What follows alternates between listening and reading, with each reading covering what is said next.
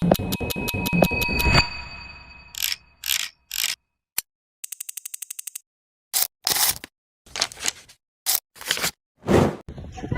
semuanya, kami dari kelompok 5. Perkenalkan, nama saya Walido Tristan. Nama saya Yovita Rifania Fasia. Nama saya Agustina Agustini. Nama saya Natalia Fetri. Kali ini kami akan membahas video mengenai tentang perkembangan kurikulum dari awal hingga pada saat ini. Selamat menyaksikan. Di Indonesia, kurikulum selalu mengalami perubahan dari waktu ke waktu. Setiap kurikulum lahir dari kondisi tertentu dan membawa tujuan yang berbeda-beda. Namun, hal terpenting bukan hanya sejarah kemunculannya, tetapi juga kelebihan dan kekurangannya yang dimiliki masing-masing kurikulum. Melalui video ini kita akan membahas kurikulum Indonesia mulai dari 1947 hingga kurikulum saat ini, yaitu kurikulum Merdeka.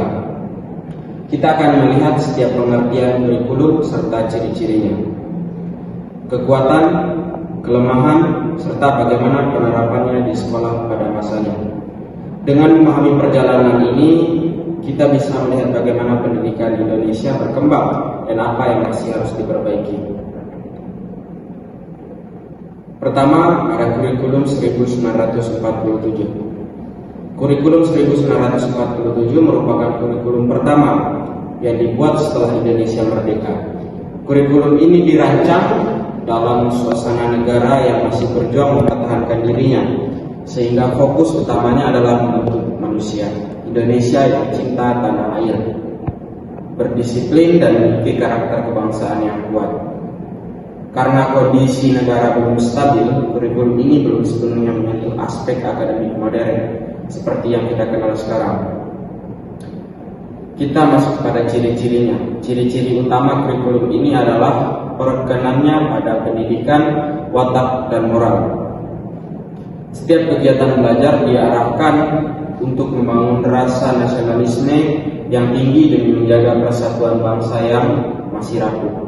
Selain itu, pembelajaran masih berlangsung sangat sederhana karena fasilitas dan tenaga pendidikan yang masih terbatas pada masa itu. Ciri lain kurikulum ini adalah pendekatannya yang sangat terpusat pada guru.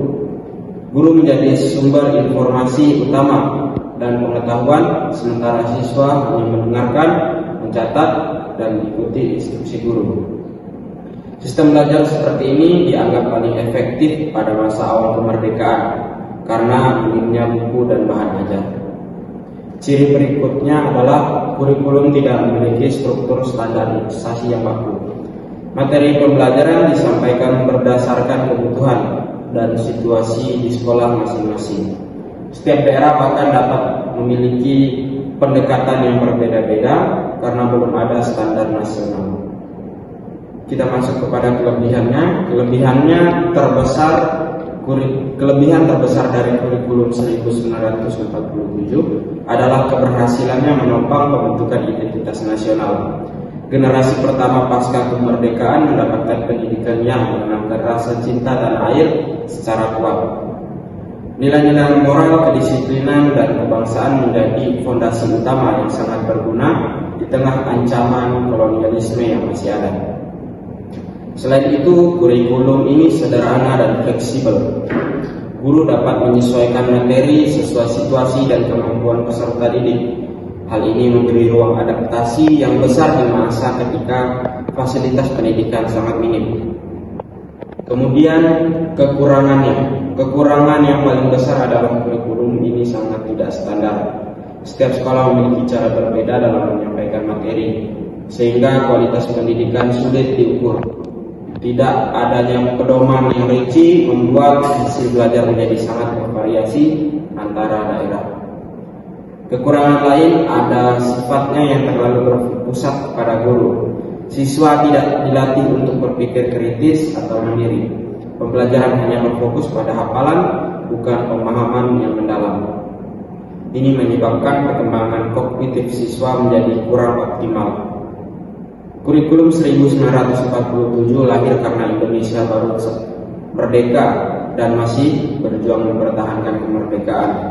Saat itu pendidikan harus berfungsi sebagai alat untuk memperkuat identitas bangsa dan menjadi stabilitas. Keadaan politik tidak menentu memaksa pemerintah membuat kurikulum sederhana yang bisa diterapkan di seluruh wilayah dalam kondisi terbatas. Selanjutnya yang kedua, kurikulum 1952. Kurikulum 1952 merupakan penyempurnaan dari kurikulum sebelumnya. Kurikulum ini mulai menata materi pelajaran lebih terstruktur, tujuan pendidikan diperjelas, dan mata pelajaran mulai dibentuk dengan lebih sistematis agar lebih mudah diterapkan guru. Ciri utama kurikulum ini adalah penyusunan materi yang lebih detail. Setiap mata pelajaran memiliki silabus yang lebih jelas dibanding kurikulum sebelumnya. Guru diberi pedoman mengajar sehingga tidak lagi tergantung sepenuhnya pada kreativitas guru masing-masing. Ciri lain adanya hubungan antara materi pelajaran dengan kehidupan sehari-hari siswa. Hal ini membuat pembelajaran lebih relevan, terutama dalam bidang pertanian, keterampilan, dan dasar pengetahuan umum. Kelebihan dari kurikulum 1952 adalah struktur materinya yang lebih rapi. Guru tidak bingung menentukan materi apa yang harus diajarkan. Ini membuat proses pembelajaran lebih terstruktur, konsisten antara sekolah. Selain itu, pendekatan yang lebih dekat dengan kehidupan sehari-hari membuat siswa lebih mudah memahami pelajaran. Pendidikan diarahkan agar siswa memiliki keterampilan dasar yang bermanfaat. Kekurangan kurikulum ini adalah masih sangat berpusat pada guru. Meskipun materi lebih terstruktur, metode mengajar tetap didominasi dengan ceramah. Siswa tetap pasif sebagai penerima informasi. Kekurangan lainnya adalah fleksibilitas yang rendah. Guru harus mengikuti pedoman materi sehingga tidak banyak ruang untuk berinovasi. Kurikulum ini muncul saat negara mulai stabil dan pembangunan awal dilakukan. Pemerintah ingin sistem pendidikan yang lebih rapi agar mencetak tenaga kerja sederhana serta meningkatkan kemampuan baca tulis masyarakat. Yang ketiga, yaitu kurikulum 1964. Kurikulum 1964 menekankan konsep Pancawardhana, yaitu pengembangan 5 aspek utama manusia yang terdiri dari moral, kecerdasan, emosional atau artistik, keterampilan, dan jasmani. Tujuannya adalah membentuk manusia yang seimbang dan utuh. Ciri-cirinya, ciri pertama kurikulum ini adalah fokusnya pada pengembangan siswa secara menyeluruh. Pembelajaran tidak hanya menekankan kemampuan akademik, tetapi juga keterampilan praktik dan seni. Ciri lainnya adalah mulai adanya kegiatan belajar yang sifatnya praktik, bukan hanya teori. Siswa diperkenalkan pada kegiatan keterampilan tangan, seni, dan aktivitas jasmani yang lebih terstruktur. Kelebihan dari kurikulum ini adalah mulai memberi ruang pada pengembangan minat siswa. Anak tidak hanya belajar materi buku, tetapi juga belajar hal-hal yang berguna dalam kehidupan sehari-hari. Kelebihan lainnya adalah pendekatan yang lebih menyeluruh membuat anak berkembang seimbang, tidak hanya cerdas secara akademik. Tetapi kurikulum ini juga memiliki kekurangan. Kekurangannya adalah sistem penilaiannya tidak jelas, sulit mengukur perkembangan 5 aspek secara objektif. Selain itu, fasilitas sekolah pada masa itu tidak mendukung kegiatan seni atau keterampilan secara maksimal. Kurikulum ini lahir menjelang akhir masa pemerintahan Presiden Soekarno, di mana pembangunan karakter bangsa menjadi fokus. Pemerintah berharap generasi muda memiliki identitas nasional yang kuat dan kemampuan praktis.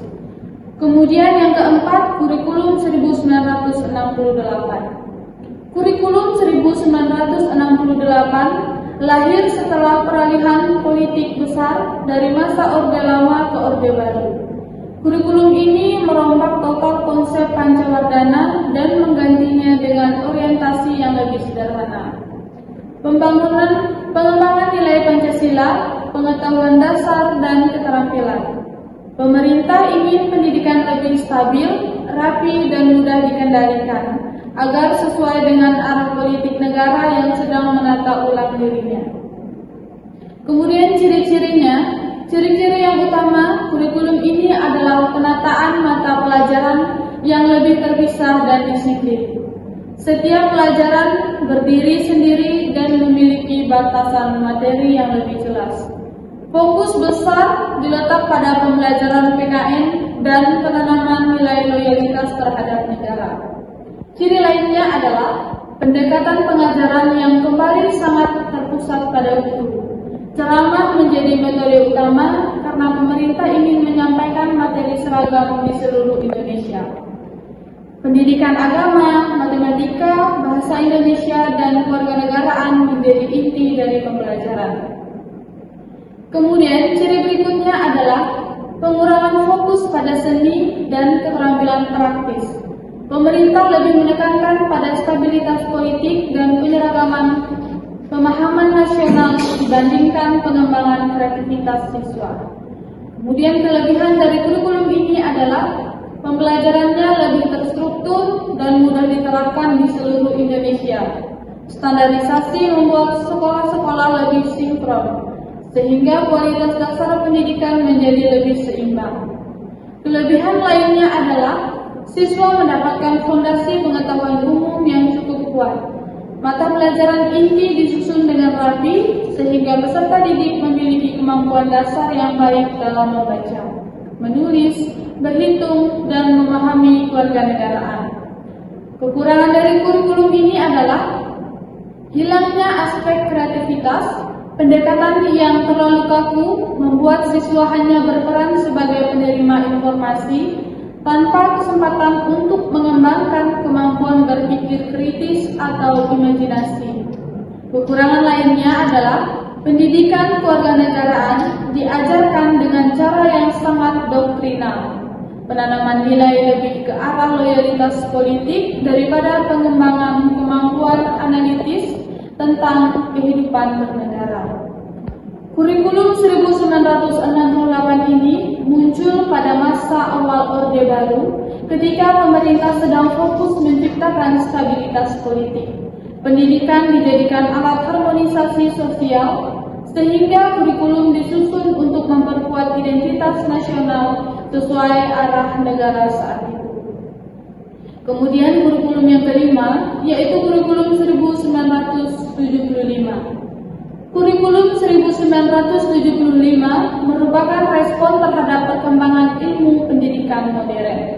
Kurikulum ini memperkenalkan konsep, yaitu tujuan instruksional khusus atau TIK secara tertulis, yang berarti setiap kegiatan belajar harus memiliki tujuan yang rinci dan terstruktur.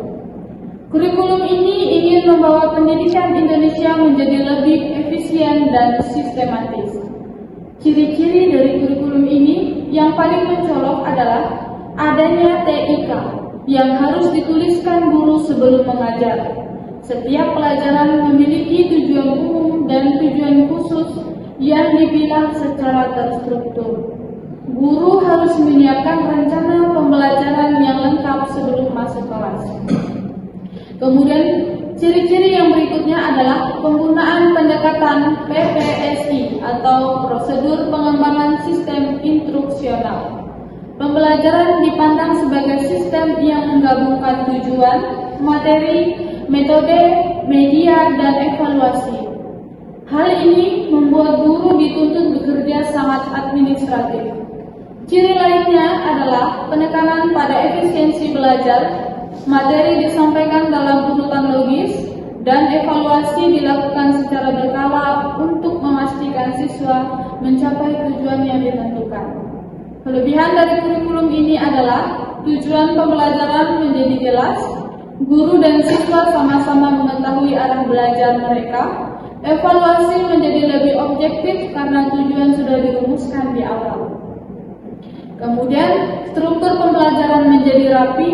Sekolah memiliki dokumen administrasi yang dapat digunakan untuk menilai kualitas pengajaran. Kurikulum ini juga memperkenalkan konsep perencanaan pembelajaran modern yang masih dipakai sampai sekarang. Kekurangan utama adalah beban administrasi guru menjadi sangat berat. Guru lebih banyak menulis TIK dan membuat perangkat pembelajaran daripada benar-benar mengajar. Banyak guru kewalahan dan akhirnya hanya menyalin rencana pembelajaran tanpa memahami isinya. Kekurangan lainnya adalah pembelajaran menjadi kaku. Semua hal harus sesuai urutan tujuan, sehingga guru sulit berinformasi ketika kondisi kelas berubah atau siswa butuh pendekatan yang berbeda. Kemudian kurikulum 1975 muncul ketika pemerintah ingin pendidikan lebih efisien dan modern. Pada era pembangunan nasional ini, pendidikan dianggap harus mengikuti prinsip manajemen modern, sehingga lahirlah kurikulum yang sangat teknis dan administratif. Yang keenam itu kurikulum 1984. Kurikulum 1984 dikenal sebagai kurikulum CBSA, yaitu cara belajar siswa aktif. Ini merupakan upaya besar pemerintah untuk mengubah pembelajaran yang sebelumnya pasif menjadi lebih partisipatif. Kurikulum ini membawa semangat baru bahwa siswa bukan lagi objek tetapi subjek belajar. Nah, di sini ada ciri-ciri. Ciri-ciri paling menonjol adalah penggunaan pendekatan CBSA. Siswa harus aktif berdiskusi, mengamati, mencoba, mengerjakan latihan, dan menyimpulkan sendiri apa yang sedang dipelajari. Guru berperan sebagai fasilitator, bukan pusat informasi. Ciri lain adalah dimasukkannya metode pembelajaran, proses, bukan hanya hasil. Siswa dinilai berdasarkan bagaimana mereka belajar, bukan hanya hasil akhir tes. Materi pembelajaran disusun berdasarkan tahap perkembangan anak. Ciri ketiga adalah adanya perhatian lebih pada keterampilan proses sains. Ini membuat pelajaran IPA lebih banyak mengajak siswa melakukan pengamatan langsung dan eksperimen sederhana. Nah, di sini ada kelebihan. Kelebihan dari kurikulum ini adalah pembelajaran menjadi lebih hidup. Siswa diberi kesempatan berpikir, bertanya, dan berpendapat. Ini membantu perkembangan kemampuan sosial dan intelektual. Kelebihan lainnya adalah pendekatan yang lebih humanis. Anak tidak dipaksa hanya menghafal, tetapi memahami proses belajar. Ini sejalan dengan teori pendidikan modern saat itu. Nah, di kurikulum 1984 ini juga memiliki kekurangan. Kekurangan terbesar adalah implementasinya kacau. Banyak guru tidak siap menerapkan CBSA, terutama di daerah dengan fasilitas minim. Akhirnya CBSA hanya menjadi jargon tanpa praktik nyata di kelas. Kekurangan berikutnya adalah siswa sering dianggap ramai atau tidak terkendali karena kegiatan aktif tidak dibimbing dengan baik. Sebagian sekolah kembali menggunakan cara lama meskipun kurikulumnya menuntut hal baru. Nah, kurikulum 1984 lahir ketika dunia pendidikan global sedang mengutamakan pendekatan aktif dan student center. Pemerintah ingin mengikuti arus tersebut meskipun kondisi lapangan belum siap. Nah, yang ketujuh itu kurikulum 1994. Kurikulum 1994 adalah kurikulum nasional hasil penyempurnaan kurikulum 1984 dan kurikulum 1975. Sistemnya masih sangat padat, berorientasi pada pemerataan materi dan fokus utamanya adalah melengkapi peserta didik dengan pengetahuan dasar sebanyak mungkin. Pemerintah waktu itu percaya bahwa makin banyak materi yang diberikan makin pintar anak. Ya, logikanya seperti menjejalkan koper penuh isi baju ke koper kecil, terus berharap koper itu tidak meledak. Tetapi beginilah konsep pembelajaran di era itu. Ciri-ciri kurikulum 1994 yang pertama itu materi sangat padat seperti nasi campur 5 lauk. Yang kedua itu pembelajaran berpusat pada guru sekarang kelas terasa kiamat kecil. Yang ketiga itu buku paket wajib, tidak ada improvasi. Yang keempat, sistem catur bulan bukan semester seperti sekarang. Yang kelima itu evaluasi berbasis hafalan bukan pemahaman. Kelebihan kurikulum 1994. Pada zamannya kurikulum ini lumayan membantu karena struktur materinya jelas seperti jalur bus kota yang tidak pernah berubah. Guru gampang mengikuti alurnya, siswa tahu apa yang akan dipelajari, dan pemerintah bisa memastikan pemerataan kompetensi. Keuntungannya juga materi cukup lengkap sehingga fondasi akademik lumayan kuat bagi anak yang memang suka belajar. Nah, di sini juga ada kekurangan dari kurikulum 1994. Materi yang terlalu padat, siswa seperti disuruh makan sebangkul pengetahuan dalam sekali duduk. Aktivitas tidak berkembang karena seluruh pembelajaran kaku satu arah dan guru diperlakukan seperti speaker raksasa. Pembelajaran tidak melihat perbedaan kemampuan siswa, semua dianggap mempunyai kecepatan belajar yang sama. Evaluasinya juga sangat berfokus pada hafalan sehingga siswa bisa lulus ujian tanpa benar-benar mengerti. Yang kedelapan itu kurikulum berbasis kompetensi atau yang sering disingkat KBK pada tahun 2004. KBK adalah kurikulum yang mulai diperkenalkan konsep kompetensi, yaitu kemampuan nyata yang harus dimiliki siswa, bukan hanya hafalan. Pemerintah mulai sadar bahwa manusia bukan mesin fotokopi yang bisa mengingat semua teks. Maka lahirlah KBK yang mencoba menggeser fokus pembelajaran dari konten ke kompetensi. Ciri-ciri KBK pada tahun 2004, yang pertama itu kompetensi dasar dan indikator penilaian yang jelas. Yang kedua, siswa aktif, guru hanya fasilitator. Yang ketiga, penilaian autentik seperti portofolio, proyek observasi. Yang keempat, berbasis proses bukan hanya hasil akhir. Yang lima, fleksibilitas materi, guru boleh menyesuaikan. Nah, kelebihan KBK, konsepnya keren, mengutamakan kecakapan hidup, pemecahan masalah, kreativitas, kemampuan berpikir kritis, dan pembelajaran kontekstual. Anak tidak dipaksa menjadi kamus berjalan. KBK juga memberikan ruang bagi guru untuk berinovasi, memilih metode yang cocok untuk karakter siswa. Nah, di sini juga ada kekurangan dari KBK. Masalah yang pertama itu masalahnya diimplementasi. Guru banyak yang belum siap, sekolah tidak diberi pelatihan yang memadai, buku belajar minim. Akhirnya konsep belajar KBK ini mandek di tengah jalan. Pembelajaran jadi kacau karena semua sekolah menafsirkan kurikulum ini sesuka hati, mirip orang baru mikrofon di acara seperti keluarga.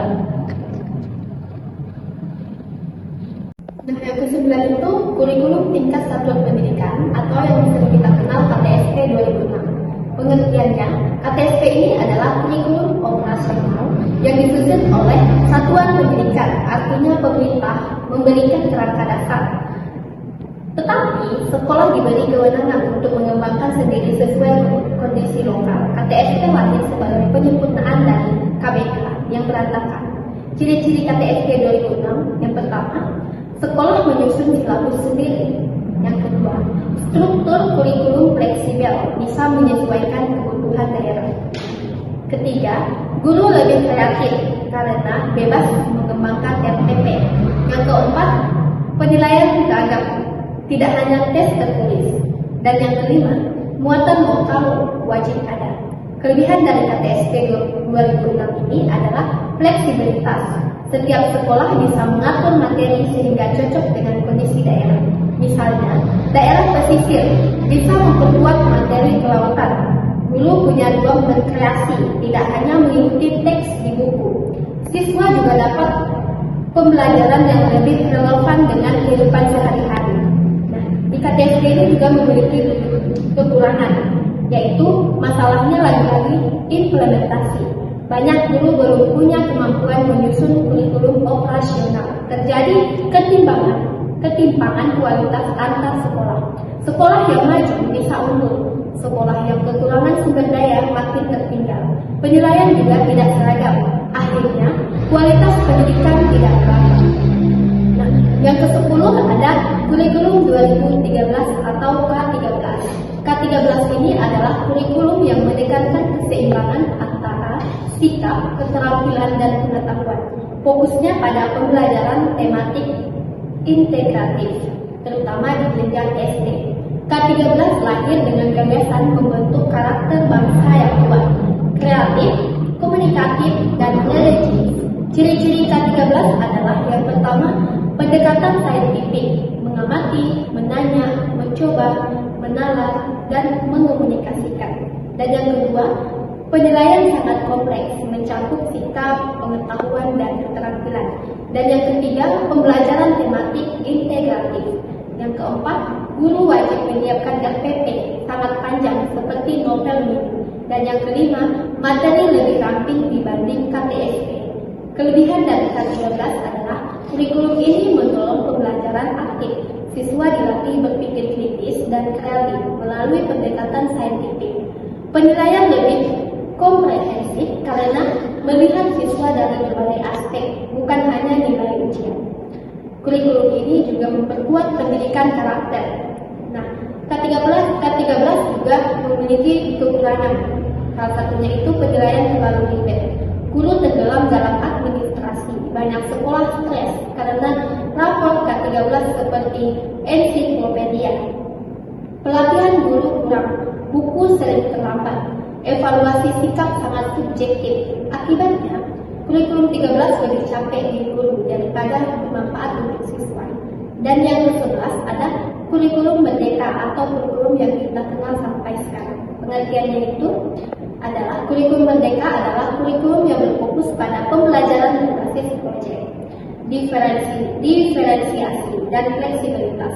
Intinya, membebaskan guru dari aturan administrasi yang memberatkan dan memberi ruang bagi siswa belajar sesuai kemampuan dan minat. Ciri-ciri dari kurikulum merdeka yang pertama itu ada proyek penguatan profil Pancasila atau P5. Yang kedua, fase belajar bukan kelas kaku. Yang ketiga, capaian pembelajaran atau CP menggantikan kompetensi dasar. Yang keempat, pembelajaran berdiferensiasi. Yang kelima, struktur kurikulum sederhana. Kelebihan dari kurikulum merdeka yaitu guru lebih bebas mengajar tanpa tuntunan administrasi berlebihan. Siswa bisa mengeksplorasi minatnya dan belajar sesuai kecepatannya. P5 membantu siswa mempunyai karakter kuat dan peduli lingkungan sosial. Materinya lebih manusiawi, tidak menjejau otak anak dengan hal yang tidak dibutuhkan. Kekurangan dari kurikulum merdeka itu adalah tidak semua sekolah punya fasilitas memadai untuk proyek. Guru masih banyak yang belum terlatih diferensiasi. Ketimpangan antara sekolah terjadi lagi.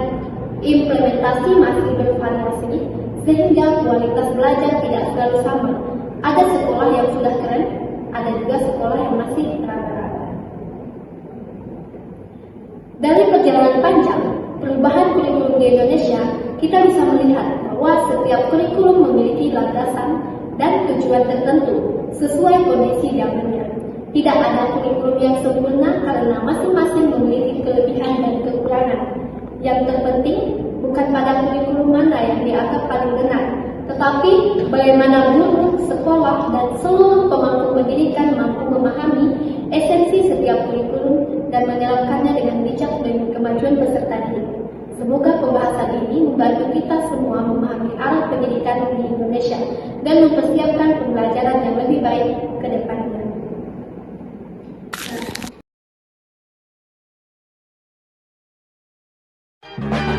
One is the loneliest number that you'll ever do.